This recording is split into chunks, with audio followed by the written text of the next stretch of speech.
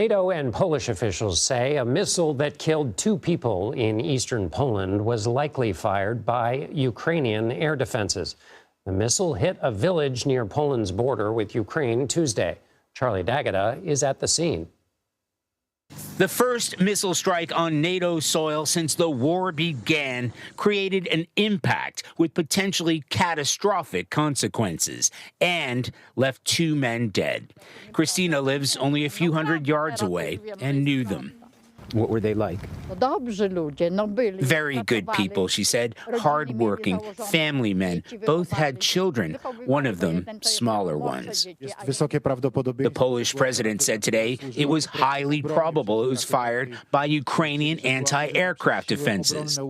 The deadly blast triggered global alarm at the G20 summit in Indonesia, where President Biden downplayed fears of a direct Russian attack.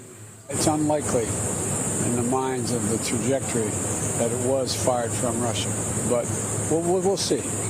The incident happened during a massive Russian bombardment of Ukraine, where more than 90 missiles targeted cities nationwide. Ukraine says its air defenses shot a majority of those missiles out of the sky. Chris Livesay is in Dnipro.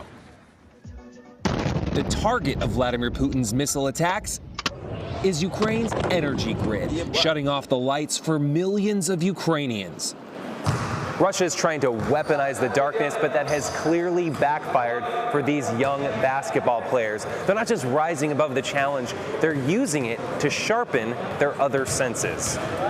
But as Ukraine's fierce winter descends, the situation is critical for those who can't power their heaters and stoves. The director of Ukraine's largest energy supplier tells me inside a bunker. Could people die? Nothing is impossible in this war. And do you think that's what Russia is trying to do? I think so. Back in Poland, it may not have been either side's intention to strike NATO soil, but the war next door has just hit home. Police are keeping everyone well away from the blast site. American and Polish investigators have been here much of the day. At odds with the U.S. and NATO, Ukrainian President Volodymyr Zelensky, who said, "This is not our missile strike and not our missile." John? Charlie D'Agata, thank you. For more, I am joined by Ambassador Stephen Mull. He served as the U.S. ambassador to Poland from 2012 to 2015. He is currently a senior fellow at the University of Virginia's Miller Center of Public Affairs. Mr. Ambassador, thank you so much for being with us. You were an ambassador in the region in Poland and in Lithuania. So what was your reaction when you first heard that these missiles had landed in Poland? Well, John, it's good to be with you, but I'll tell you, I'm in a much better place today than I was last night. When I first got reports, I really felt high anxiety that this could be the threshold of a significant escalation in the war, particularly with the early reports that these missiles were of Russian origin. Fortunately, the Biden administration and NATO leadership, the Polish leadership for that matter, reacted quite deliberately with caution to get all the facts before rushing to any conclusions. So 24 hours later, when it's become increasingly clear that this is a tragic accident involving Ukrainians' air defenses, I think we've stepped back from the brink. But it's in a way, it's a surprise that it's taken almost 9 months for something like this to happen. And with Russia's raining down almost 100 missiles in the last 24 hours on Ukrainian infrastructure, the chances for an even more severe accident and a war provocation is constantly out there. So we can't relax. In a sense, it appears, based on what we know, that this might have been the result of efforts by the Ukrainians to shoot down a barrage of Russian missiles. In which case, do you think it's in the U.S. national security interests to provide the Ukrainians with better anti-missile technology for the purposes of forestalling this happening again, or something like this leading to an escalation if a missile ends up in one of the NATO countries nearby?